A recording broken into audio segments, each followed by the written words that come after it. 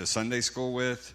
But one thing that I will always remember about the church I grew up in is the fact that every single year on Father's Day, our music pastor would sing the same song. I grew up Baptist, so we had special music. So we had the 3 hymns, first, second, fourth verse, and then the special music. Well, with the special music, our music pastor would sing the same song, and it wasn't even a Christian song that he would sing every year. It was a 70s folk rock song by Harry Chapin called Cats in the Cradle.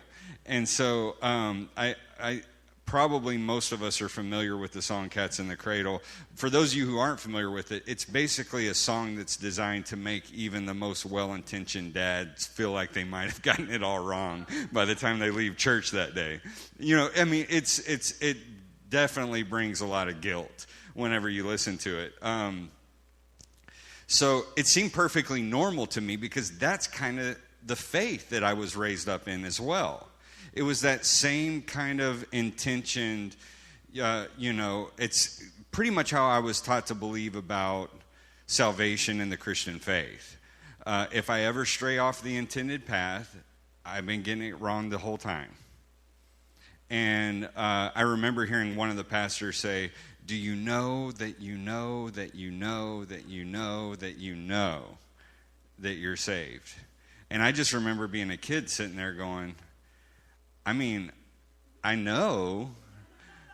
I may even know that I know, but I definitely don't know that I know that I know that I know.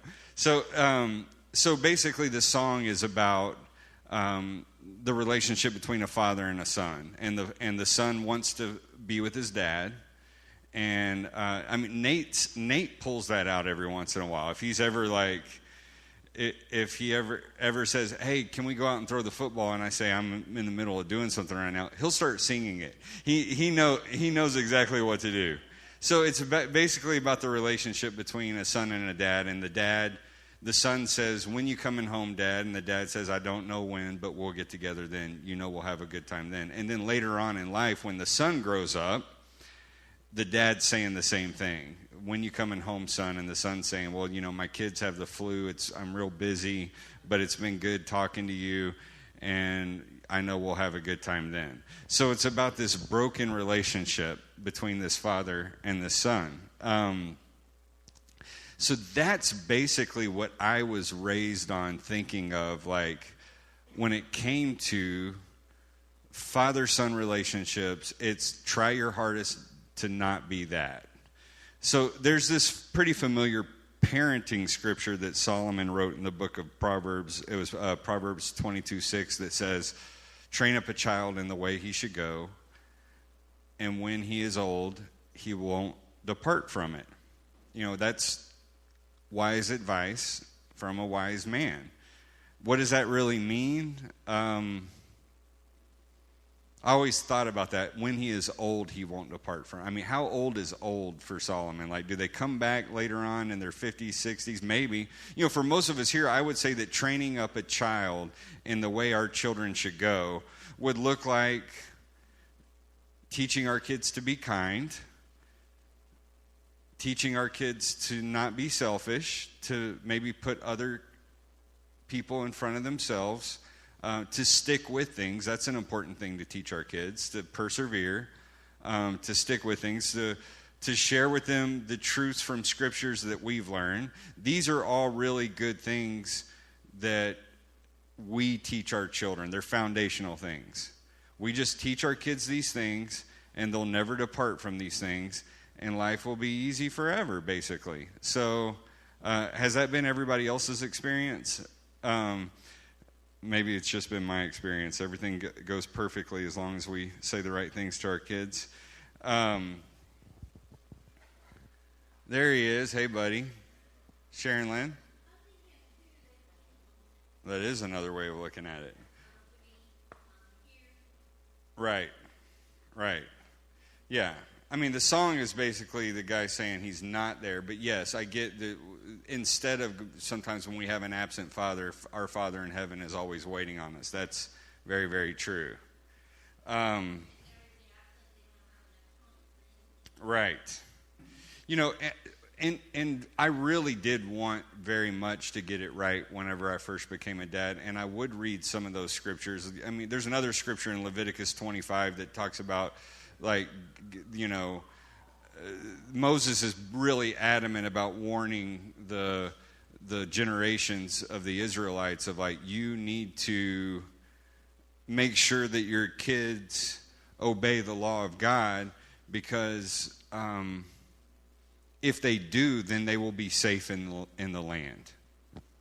So that was a promise in Leviticus. So maybe Moses was right. I mean, maybe if we maintained obedience to all of God's laws, maybe if we made sure that our kids also maintained obedience to all of God's laws, we would live safely in our land.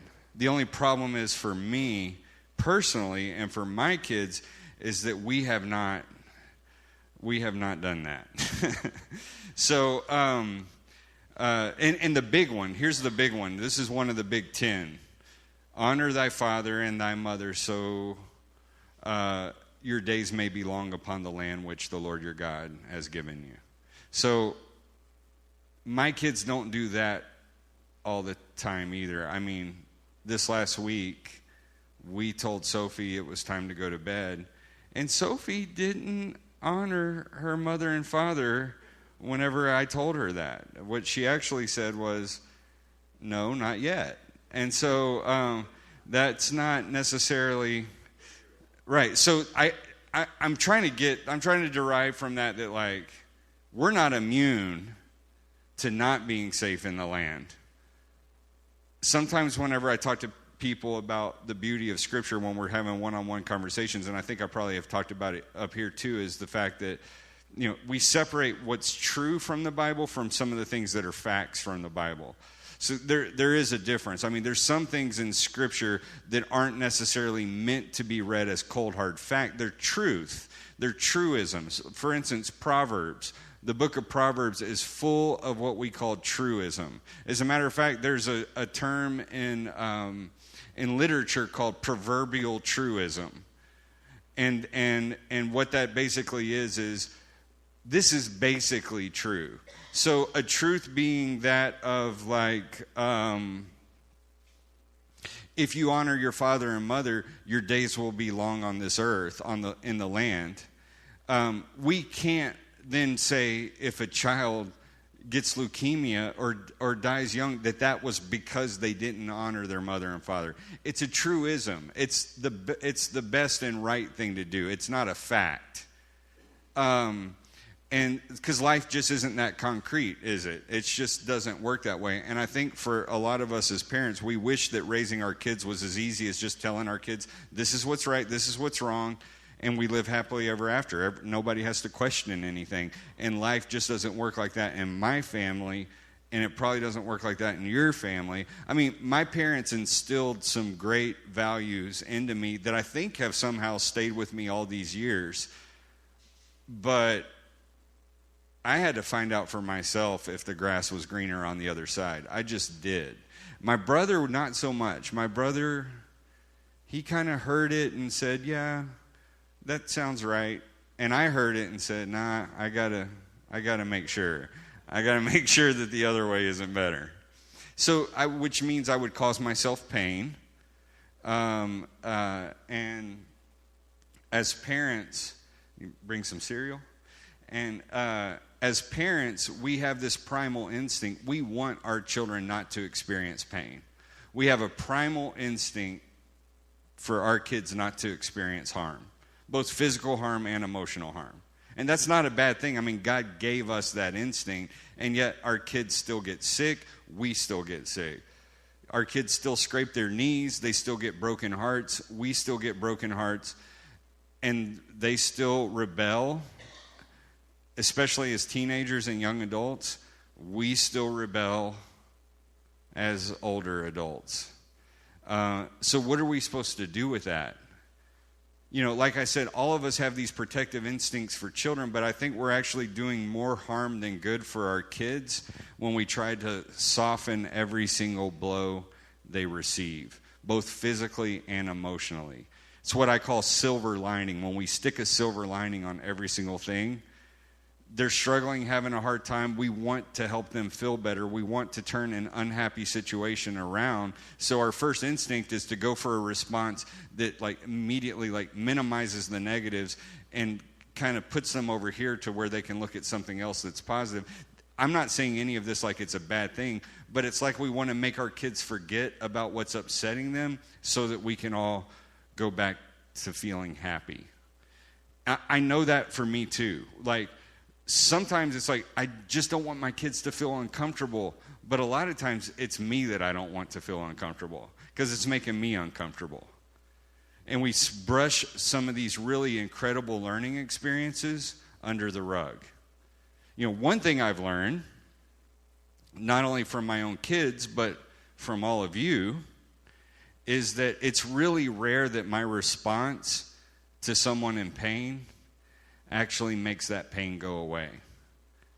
I'll never say just the right thing to make someone hurting stop hurting.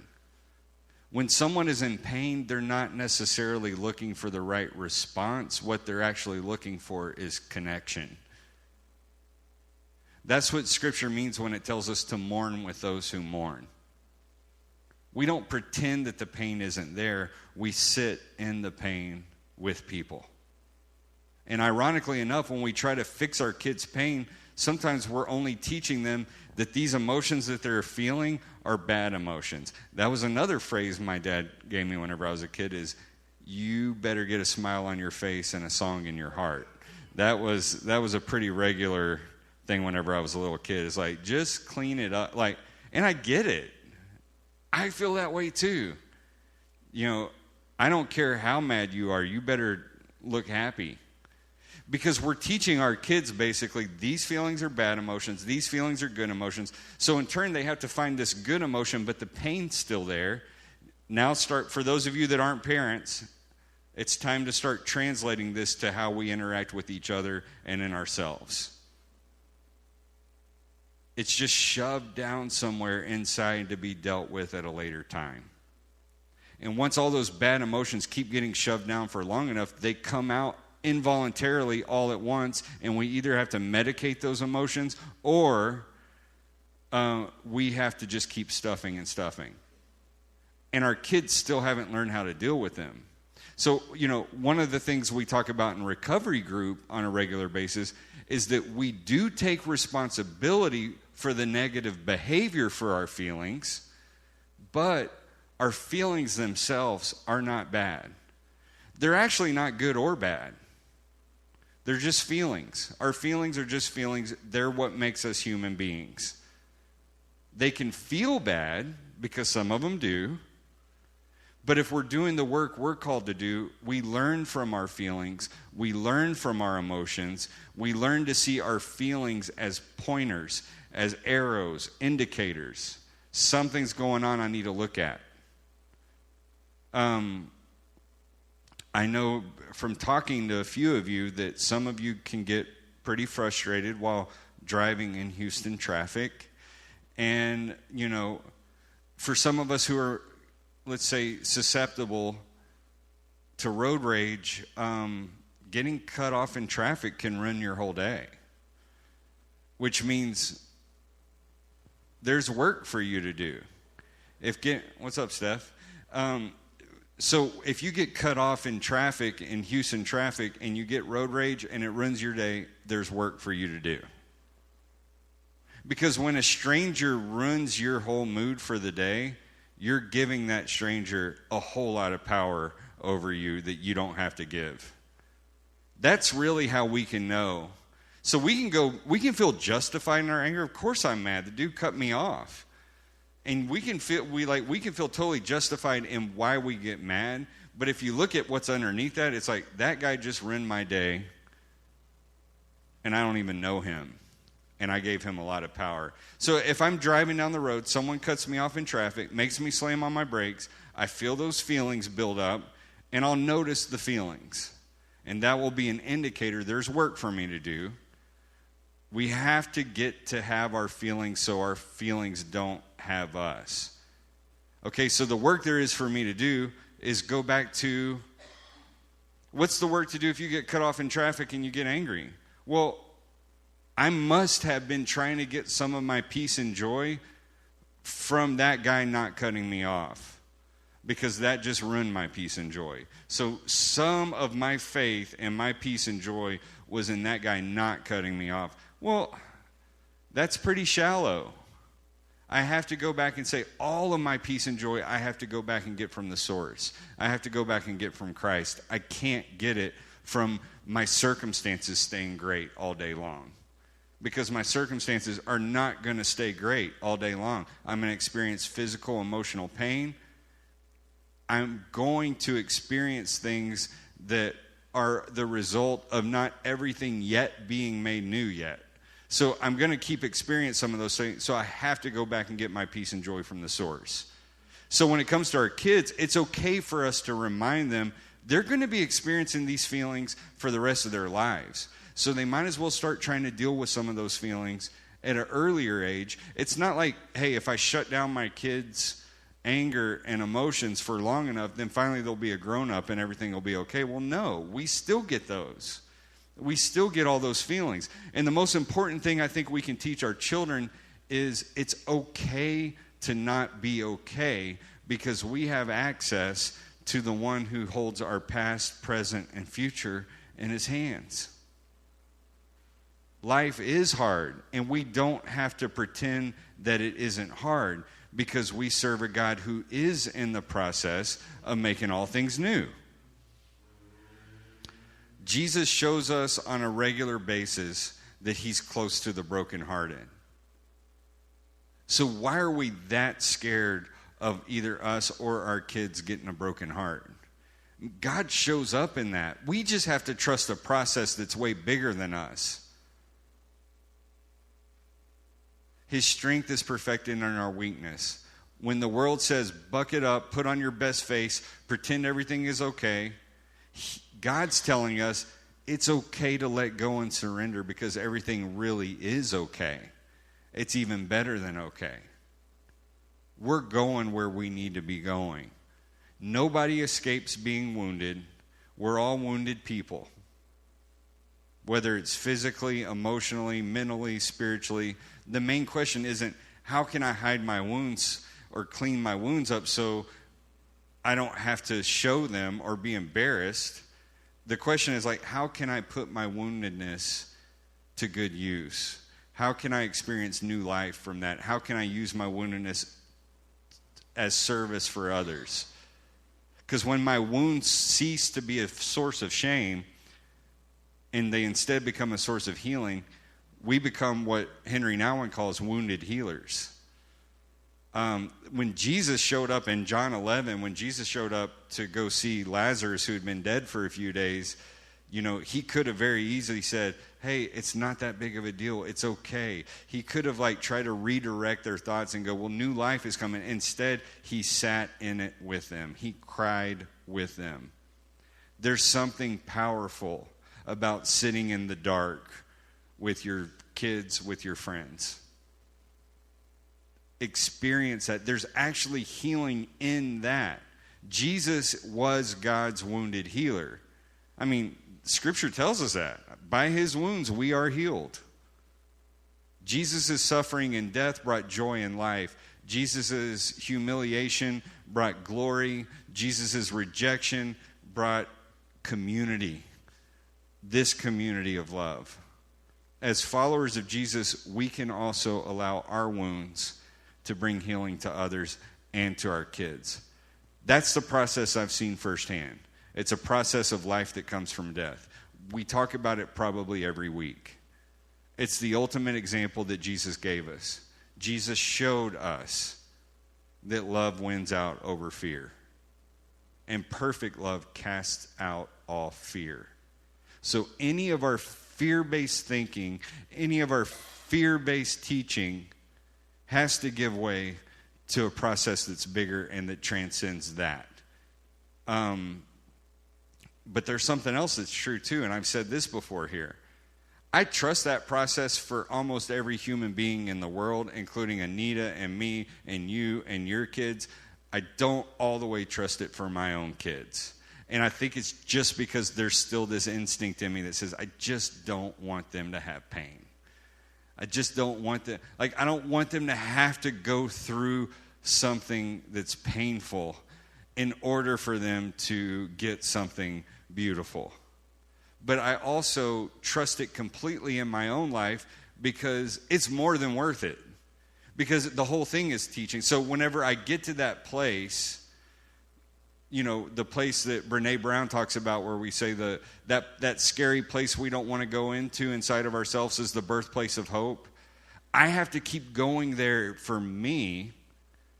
I have to see that God keeps making all things new inside of me. I have to see that God keeps making broken things whole inside of me. And then I have to show that and live that out to you and my kids. That's the real hardest work of raising our kids. That's the real work. It's not about getting it right. It's not about getting them out of their childhood unscathed, because that's impossible. I've said before, there's no way for us not to screw up our kids. It's impossible. It's when we hit that connection that happens when, again, as Brene Brown puts it, we sit with our children in the dark instead of trying to hurry up and flip on the light switch and say, that didn't really happen. So just to give an example for those of us that have younger kids, people like Sean and Katie, they're not, they don't have a child who's in school yet. But let's say we have a 5-year-old kid that comes home from school, and my son comes home. He's 5 years old, and he says, "My friend was mean to me today. He didn't want to play with me." My instinct is to immediately pull him out of that feeling by saying something like, "Well, don't worry about that kid. Forget about him. There's all these other kids that want to play with you. It's no big deal. It's okay. These other kids want to play with you, so forget him." That's the silver lining I want to hurry up and give my kids. But if I'm wanting this situation to be a teaching time, if I'm wanting to learn from it, and if I'm wanting my son to learn from it, I would instead say something like, "I know that doesn't feel good. I know that probably made you feel lonely. I also know what it's like to feel lonely. But then I remember God promises me that he'll never leave me or forsake me. And I know that God promises you he'll never leave you or forsake you. So whenever you get lonely, you can go to him. He is not going to leave you. He's not going to forsake you. So even though it doesn't feel good to be lonely, it's okay, because that can be a reminder of God's promises to us." You see the difference? We're not sugarcoating anything, because there's no need to it, because we have a hope that transcends pain. We don't have to sugarcoat anything. We aren't creating this diversion just because they're uncomfortable, and we're not creating a diversion just because I'm uncomfortable. Instead, we get to connect, we get to have empathy, and remind our children of what's really true. And ironically enough, when we stop trying to sugarcoat these experiences and instead sit in the dark with those experiences, they actually feel better than when we try to pretend like those negative experiences didn't happen. So, like I said before, Scripture also says we mourn with those who mourn, but Scripture also says we don't mourn as those who have no hope. And that's the really important part. We don't mourn as those who have no hope. So none of us will ever perfect parenthood. None of us will ever perfect friendship. We won't perfect being perfect Christians in our own minds. And sometimes when we try to, we end up doing more damage than good. But we can teach and show each other that we can mourn and still have hope. If we can do that, we've instilled in our kids the way of Christ. That's the true way of Christ. Remember, it was Jesus that said, "In this life, there will be trouble, but take heart, I've overcome the world." That's the promise. The first promise is that there will be trouble. It's not like if you get it wrong, there will be trouble. It's like, no, there will be trouble if you're alive. But take heart, I've overcome the world. That's a great, I was about to say that's a great but that doesn't sound good. That's a great but. So for us, as we come to the table, Billy, do you want to play something while I'm doing communion? You can just strum something or do whatever. Yeah? All right. And come over here and have a seat. We thought we didn't have any music tonight, and we do.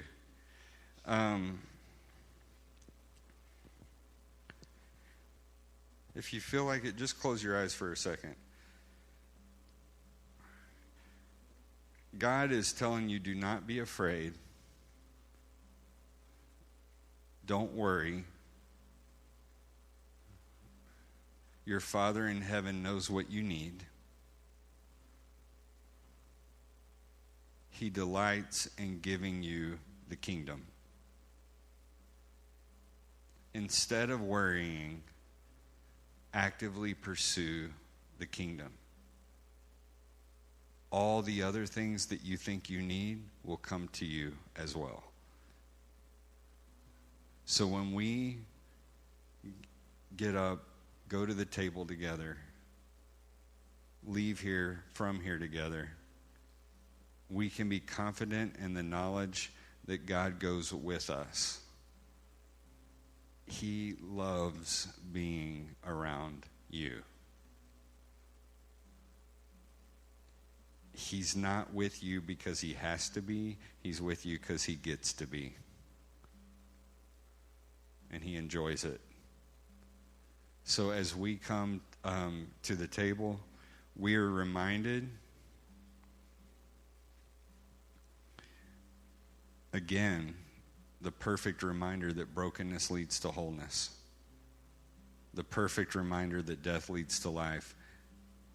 Grave, where is your victory? Death, where is your sting?